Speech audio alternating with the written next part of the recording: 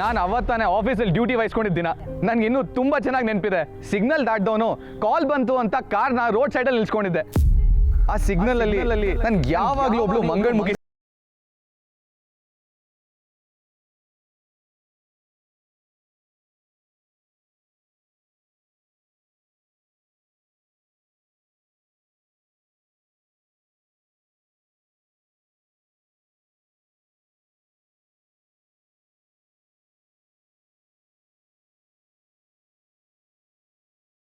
ನನ್ನ car window ನಾಕ್ ಆಯ್ತು. ಯಾರು ಅಂತ ನೋಡಿದ್ರೆ ಅದೇ ಮಂಗಳಮುಖಿ ನಿಂತಿದ್ರು.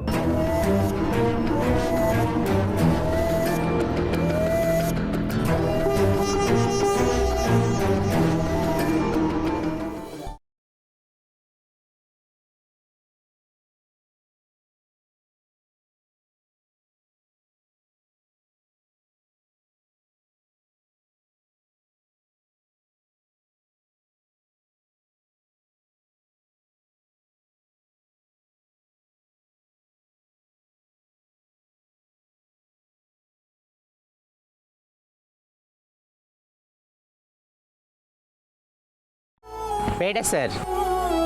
ಚಿಕ್ಕಪ್ಪ ಮತ್ತೆ ಮಾಡ್ತೀನಿ ರೀ. ತಗೊಳ್ಳಿ, ಇವತ್ತು ನಾನು ಫಸ್ಟ್ ಡೇ ಆಫೀಸಿಗೆ ಜಾಯ್ನ್ ಆಗ್ತಾ ಇದ್ದೀನಿ. ಇದನ್ನು ತಗೊಂಡು ನೀವು ನಂಗೆ ಆಶೀರ್ವಾದ ಮಾಡಬೇಕು. ದುಡ್ಡು ಬೇಡ ಸರ್, ಇವತ್ತಿಂದ ನಾನು ದುಡ್ಡು ಕೇಳೋದಿಲ್ಲ ಸರ್. ಆದರೆ ನಿಮ್ಗೆ ಒಳ್ಳೇದಾಗಲಿ. ಫಸ್ಟ್ ಟೈಮ್ ಆಫೀಸ್ಗೆ ಹೋಗ್ತಾ ಇದ್ದೀರಾ, ಆಲ್ ದಿ ಬೆಸ್ಟ್.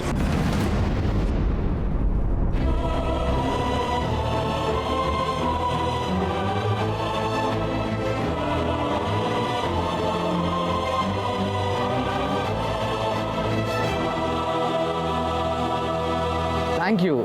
ಆದರೆ ನಿಮ್ಗೆ ಯಾಕೆ ದುಡ್ಡು ಬೇಡ? ಜೀವನಕ್ಕೆ ಏನು ಮಾಡ್ತೀರಾ? ನಾನು ಡಿಗ್ರಿ ಓದಿದ್ದೀನಿ ಸರ್.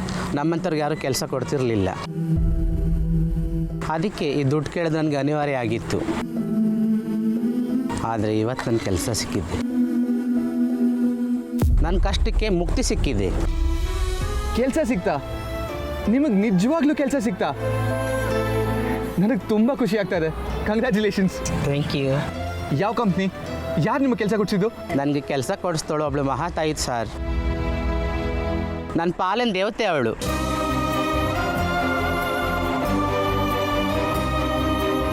ನನ್ನ ಕಷ್ಟ ಕೇಳಿಸ್ಕೊಂಡು ನನಗೊಂದು ಕಡೆ ಕೆಲಸ ಕೊಟ್ಟಿದ್ದಾರೆ ಸರ್. ಸಾಲದು ಅಂತ ನನ್ನ ಹೆಸರಲ್ಲಿ ದೇವ್ರಿಗೂ ಅರ್ಚನೆ ಮಾಡಿಸಿದ್ದಾರೆ.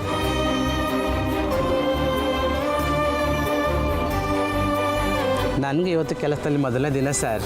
Wow, all the best. ನಂದು ನಿಮ್ಮದು ಇಬ್ಬರದು ಇವತ್ತು ಫಸ್ಟ್ ಡೇ ಅಟ್ ವರ್ಕ್. ಕೇಳಕ್ಕೆ ಎಷ್ಟು ಇನ್ಸ್ಪೈರಿಂಗ್ ಆಗಿದೆ ಗೊತ್ತಾ? ನಿಮಗೆ ಕೆಲಸ ಕೊಡ್ಸಿದ ಹುಡುಗಿ ಅಂತೂ ಆಸಮ್. ಈಗ ತಾನೇ ಅವ್ರಿಗೆ ಬಾಯ್ ಹೇಳ್ದು ಬಂದೆ. ರೋಡ್ ಕ್ರಾಸ್ ಮಾಡಬೇಕಾದ್ರೆ ನೀವು ಸಿಕ್ಕಿದ್ರಿ. ಇನ್ಯಾವತ್ತನ್ನು ಸಿಗಲ್ಲ ಅಂತ ಹೇಳೋದಕ್ಕೆ ನಿಮ್ಗೆ ಕಾರ್ ತಟ್ಟಿದ್ದು ಸರ್. ವಾಟ್? ಅವ್ರು ಇಲ್ಲೇ ಇದ್ದಾರಾ? ಪ್ಲೀಸ್ ನನಗೆ ಅವ್ರನ್ನ ತೋರಿಸಿ. ನಾನು ಅವ್ರನ್ನ ನೋಡಲೇಬೇಕು. ಈಗಿನ ಕಾಲದಲ್ಲಿ ಇಷ್ಟೊಳ್ಳೆ ಜನ ಇದ್ದಾರೆ ಅಂದರೆ ರಿಯಲಿ ಗ್ರೇಟ್.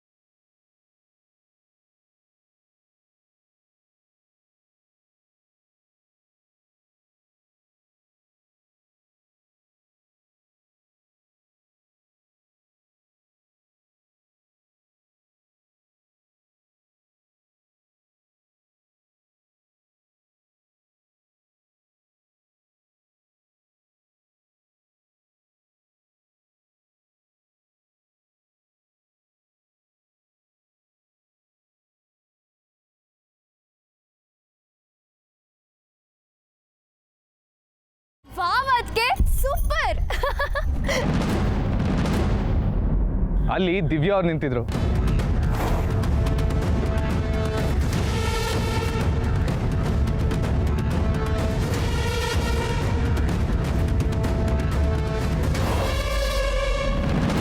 ನಾನು ಅವತ್ತೇ ಮೊದಲನೇ ಸತಿ ದಿವ್ಯಾ ಅವ್ರನ್ನ ನೋಡಿದ್ದು.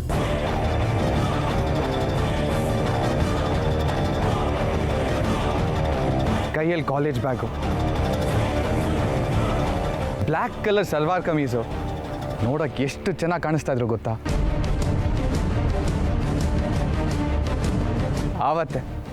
ಆವತ್ತೇ ನಾನು ದಿವ್ಯಾ ಅವ್ರಿಗೆ ಬಿದ್ದೋದೆ. ಎಲ್ಲ ಬಡ್ಡಿ ಮಗನೇ, ಫೋಟೋ ತೋರಿಸಿದ ತಕ್ಷಣ ಇವಳೇ ನನ್ನ ಕನಸಿನಲ್ಲಿ ಬಂದಿದ್ದನು ಅಂತ ಹೇಳ್ತಿದ್ದವನು ಈಗೇನೋ ಬೇರೆನೇ ಹೇಳ್ತಿದ್ದಾನಲ್ಲ. ಅವನೇನು ಹೇಳ್ತಾನೆ ಅಂತ ಕೇಳೋಣ ಇರಿ. ಹಾಂ, ಕೇಳೋಣ. ರೂಪಕ್ಕೆಲ್ಲ ರೀ, ದಿವ್ಯಾ ಅವ್ರ ಹೆಲ್ಪಿಂಗ್ ನೇಚರ್ಗೆ, ಅವ್ರ ವಿಷನ್ಗೆ.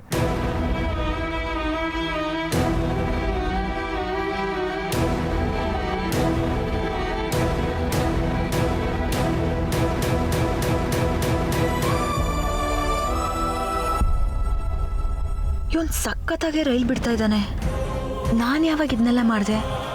ಅಥವಾ ಯಾರನ್ನು ನೋಡಿ ನಾನು ಅಂತ ಅಂದ್ಕೊಂಡ?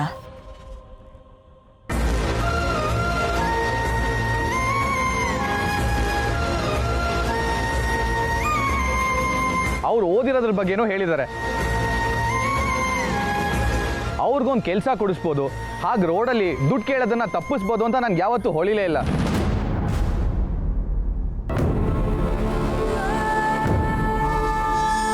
ಮನ್ಸು ಮಾಡಿದಿದ್ರೆ ನಾನೇ ನಮ್ಮದೇ ಆಫೀಸಲ್ಲಿ ಅವ್ರಿಗೊಂದು ಕೆಲಸ ಕೊಡ್ಬೋದಾಗಿತ್ತು. ಆದರೆ ದಿವ್ಯಾ ಅವರು ಆ ಕೆಲಸ ಮಾಡಿದ್ರು.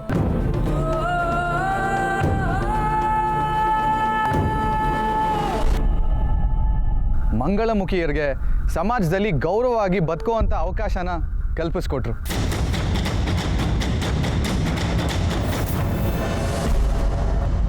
ಮನುಷ್ಯರಾಗಿ ಅದು ನಮ್ಮ ಕರ್ತವ್ಯ ಅಲ್ವಾ?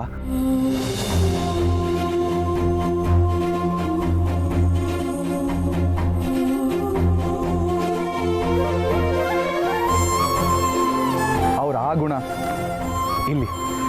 ಇಲ್ಲಿ ಟಚ್ ಆಯ್ತು.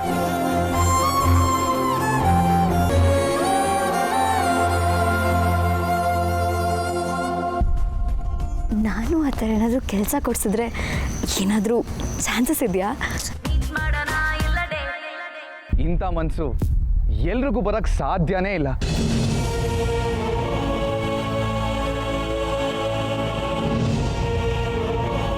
ನಾನು ಅವತ್ತೇ ಡಿಸೈಡ್ ಮಾಡಿದೆ, ನನ್ನ ಹೆಂಡತಿ ಆಗೋಳು ಇವರೇ ಅಂತ.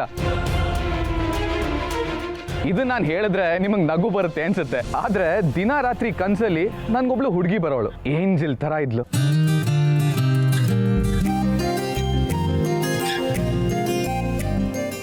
ಮುಖ ಮಾತ್ರ ಕಾಣಿಸ್ತಿರ್ಲಿಲ್ಲ,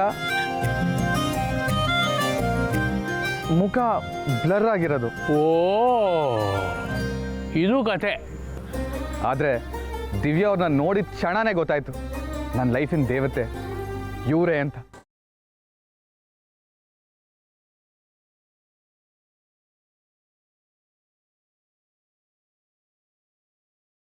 ಕಾರ್ತಿಕ್ ನಡವಳಿಕೆಗೂ ದಿವ್ಯನ್ ಬಿಹೇವಿಯರ್ಗೂ ಸಂಬಂಧನೇ ಇಲ್ಲ.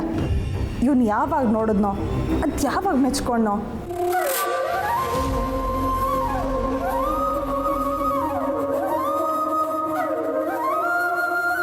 ಬಾಬಾ ಇಬ್ರು ಮೊದಲು ಭೇಟಿನಲ್ಲೇ ಇಷ್ಟೊಂದು ವಿಷಯ ಇದೆ ಅಂತ ನನಗೆ ಗೊತ್ತೇ ಇರಲಿಲ್ಲ.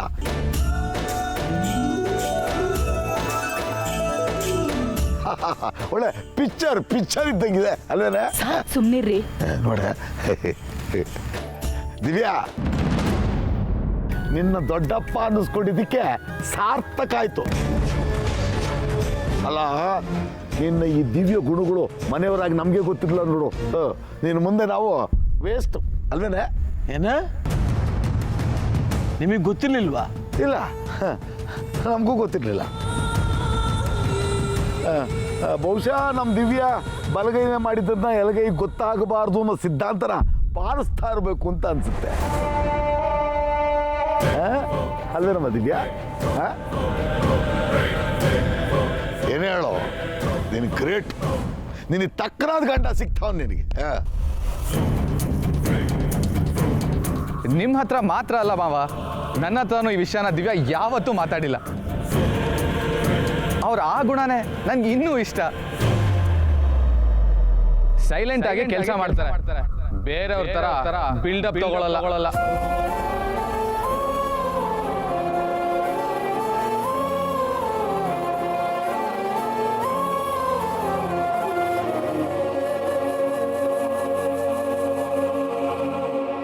ಏಯ್, ಅವ್ನು ಹೇಳ್ತಾ ಇದ್ದು ಕೇಳಿಸ್ಕೊತಾ ಇದ್ದೀರ ತಾನೆ?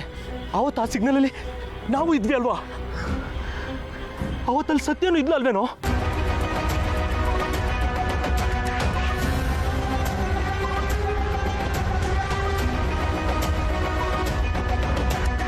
ತಗೊಳ್ಳಿ, ಇದು ನಿಮ್ಮ ಜಾಯ್ನಿಂಗ್ ಲೆಟರ್. ನಿಮ್ಮ ಬಾಸ್ ನಮ್ಮ ಶೆಟ್ರ್ ಫ್ರೆಂಡೇ, ತುಂಬ ಒಳ್ಳೆ ಮನುಷ್ಯ, ನೀವೇನು ಯೋಚನೆ ಮಾಡಬೇಕಾಗಿಲ್ಲ. ಇದು ತಗೊಳ್ಳಿ, ದೇವ್ರ ಪ್ರಸಾದ. ನಿಮ್ಮ ಹೆಸರಲ್ಲಿ ಅರ್ಚನೆ ಮಾಡಿಸಿದ್ದೀನಿ. ನಿಯತ್ತಿಂದ ದುಡಿಯೋರಿಗೆ ಆ ದೇವ್ರ ಕೈ ಬಿಡಲ್ಲ. ಒಳ್ಳೇದಾಗಲಿ.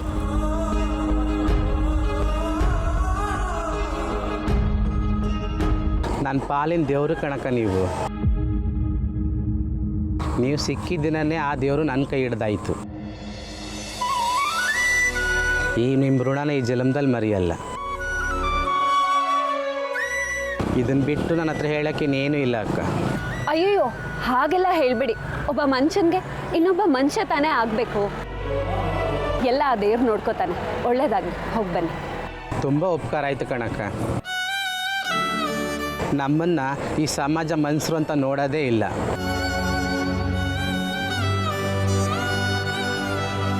ಅಂಥದ್ರಲ್ಲಿ ನನಗೆ ನೀವು ಕೆಲಸ ಕೊಡಿಸ್ತೀರಿ, ಬದುಕು ಕೊಡಿಸ್ತಾ ಇದ್ದೀರಾ. ಈ ಋಣನ ಹೇಗೆ ತೀರಿಸ್ಬೇಕೋ ಗೊತ್ತಾಗ್ತಾ ಇಲ್ಲ. ಯಾವ ಋಣನೂ ಇಲ್ಲ. ನಿಮ್ಗೇನಾದರೂ ಋಣ ಅನ್ಸಿದ್ರೆ ಇನ್ನೊಬ್ರಿಗೆ ಸಹಾಯ ಮಾಡಿ. ಅವ್ರ ವಿದ್ಯಾಭ್ಯಾಸಕ್ಕೋ, ಕೆಲಸಕ್ಕೋ, ಕಷ್ಟಕ್ಕೋ ಯಾವುದಕ್ಕಾದರೂ ಸಹಾಯ ಮಾಡಿ. ಅಷ್ಟು ಸಾಕು. ಒಬ್ರ ಕೈ ಹಿಡಿದು ಇನ್ನೊಬ್ರು ಮೇಲೆತ್ತಿದ್ರೆ ತಾನೆ ನಮ್ಮ ಸಮಾಜ ಇನ್ನಷ್ಟು ಬಲಿಷ್ಠ ಆಗೋದಕ್ಕೆ ಸಾಧ್ಯ.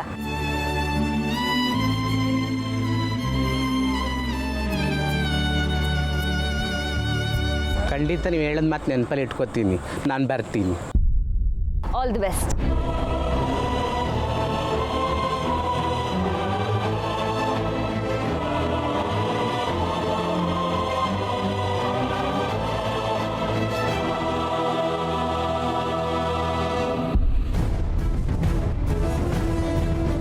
ನೀನು ಹುಡ್ಕೊಂಡು ಇಲ್ಲಿವರೆಗೂ ಬರಬೇಕಾ?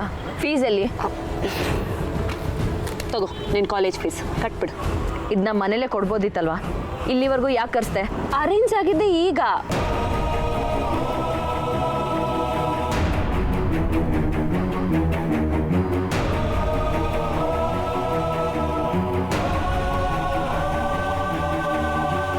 ಲೇ ಗುಂಗ್ರ, ಅವತ್ತಲ್ಲಿದ್ದು ಅಮೂಲ್ ಬೇಬಿ ಕಾರ. ಲೋ, ಕಾರ್ ವಿಷಯ ಬಿಡೋ. ಅಮೂಲ್ ಬೇಬಿಗೆ ನಿಜವಾಗ್ಲೂ ಲವ್ ಆಗಿತ್ತು. ನಮ್ಮ ಸತ್ಯ ಮೇಲ್ಕೊಂಡ್ರು.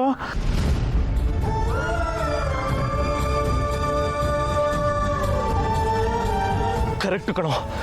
ಅವತ್ತು ಆ ಮಂಗಳಮುಖಿಗೆ ಹೆಲ್ಪ್ ಮಾಡಿದ್ದು ನಮ್ಮ ಸತ್ಯನೇ.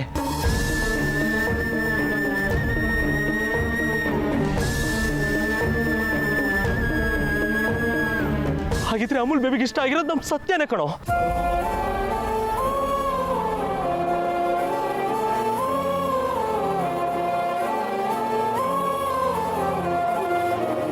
ಆದರೆ ಅಮೂಲ್ ಬೇಬಿ ನೋಡಿದ್ದು ಸತ್ಯನ ಬದಲು ದಿವ್ಯಕ್ಕನ.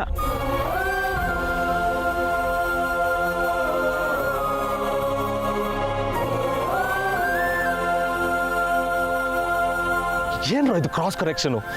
ಅವತ್ತೇ ಅಲ್ಲಿಗೆ ದಿವ್ಯ ಬರ್ಬೇಕಿತ್ತಾ?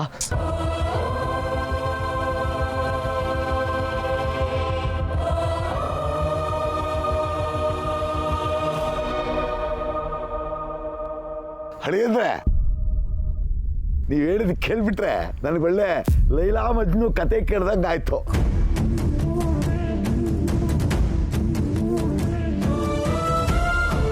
ಸಂತೋಷ. ಆದರೆ ನನಗೊಂದು ಡೌಟು. ಅಲ್ಲ, ಅಳಿಯಂದ್ರು ದಿವ್ಯನ ಗುಣ ನೋಡಿ ಒಪ್ಕೊಂಡೆ ಅಂದ್ರಲ್ಲ,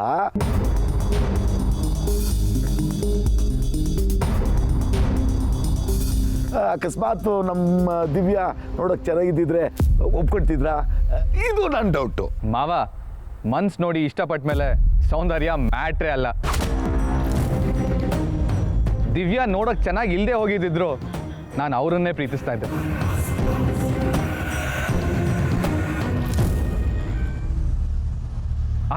I love so much.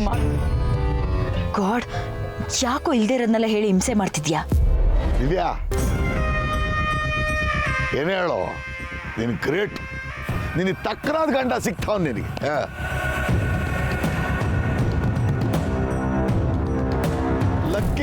Lucky ನೀನು ಅಲ್ಲದೆ. No no no no no, ಅವರು ನನಗೆ ಸಿಗ್ತಿರೋದಕ್ಕೆ ಲಕ್ಕಿ ನಾನು.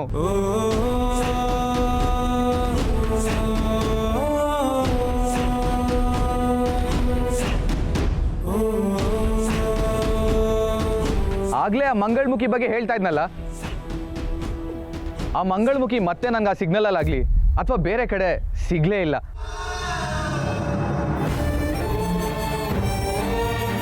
ದಿವ್ಯಾ ಅವ್ರು ಮಾಡಿದ ಸಹಾಯ ಬಹುಶಃ ಅವ್ರ ಲೈಫನ್ನೇ ಬದಲಾಯಿಸ್ಬಿಡ್ತು ಅಂತ ಅನ್ಸುತ್ತೆ.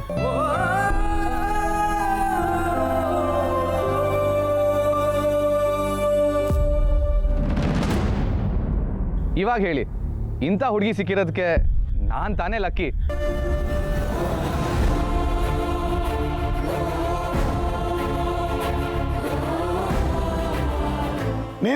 ನೀನೇ ಬಿಡಪ್ಪ, ನೀನೇ ಲಕ್ಕಿ.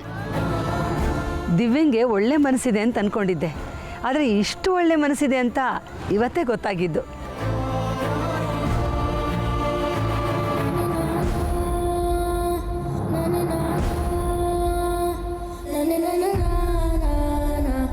ಇವಳು ನಮ್ಮ ಮನೆಗೆ ತಕ್ಕ ಸೊಸೆ. ನನ್ನ ಮಗನ ಚಾಯ್ಸು ಸೂಪರ್ ಕಣ. ಥ್ಯಾಂಕ್ಸ್ ಮಾ.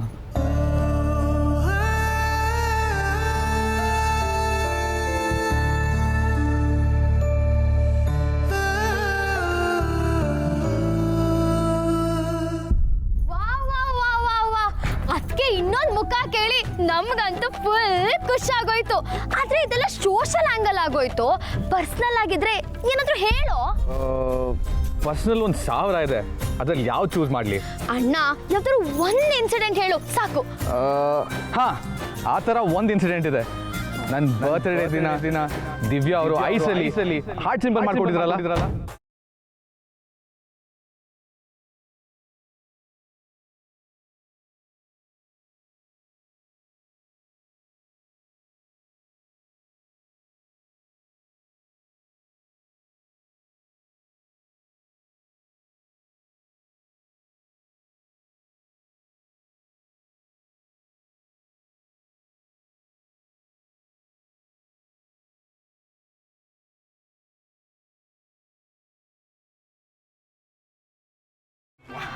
ಸತ್ಯ, ಹೃದಯ ಸೂಪರ್ ಆಗಿದೆ.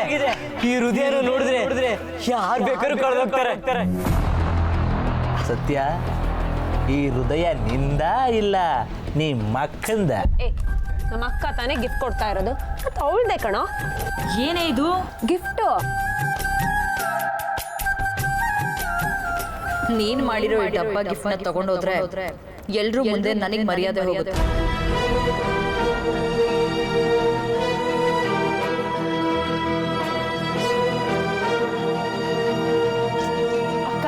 ಇದು ಬೇಕೋ ಬೇಡೋ ಅಂತ ನಿನಗೆ ಆಮೇಲೆ ಅರ್ಥ ಆಗುತ್ತೆ ಕಣೆ. ಮೊದಲು ನೀನು ಇದನ್ನ ತಗೊಂಡೋಗಿ ಕೊಡು.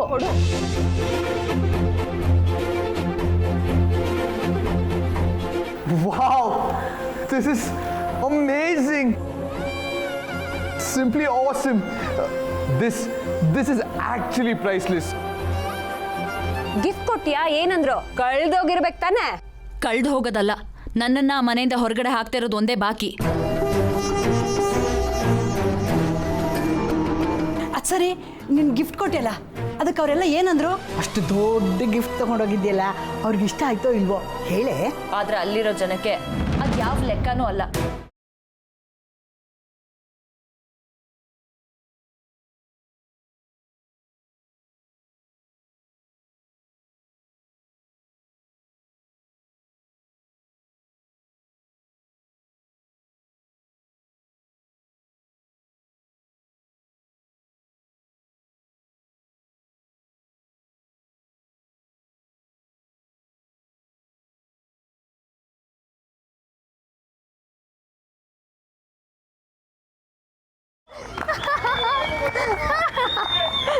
ಅದನ್ನ ನೋಡಿ ದಿವ್ಯಾ ಅವ್ರಿಗೂ ನನ್ನ ಥರನೇ ಆರ್ಟಿಸ್ಟಿಕ್ ಮೈಂಡ್ ಸೆಟ್ ಇದೆ ಅಂತ ಗೊತ್ತಾಯ್ತು.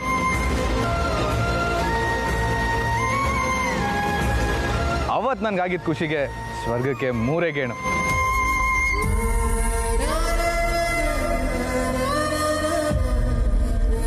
ಈ ಪ್ರೀತಿ ಕರಗಬಾರ್ದು ಅಂತ ಅದನ್ನ ಎಷ್ಟೋ ದಿನ ಫ್ರಿಜ್ಜಲ್ಲಿ ಇಟ್ಕೊಂಡು ಸೇವ್ ಮಾಡಿದೆ ಗೊತ್ತಾ. ನಿಮ್ಮಿಬ್ರ ಪ್ರೀತಿ ಯಾವತ್ತಿಗೂ ಕರಗದೆ ಸದಾ ಚೆನ್ನಾಗಿರ್ಲಿ ಅಂತ ನಾವು ಆಶಿಸ್ತೀವಿ. ಥ್ಯಾಂಕ್ಸ್ ಅಣ್ಣ, ಆ್ಯಂಡ್ ಆಲ್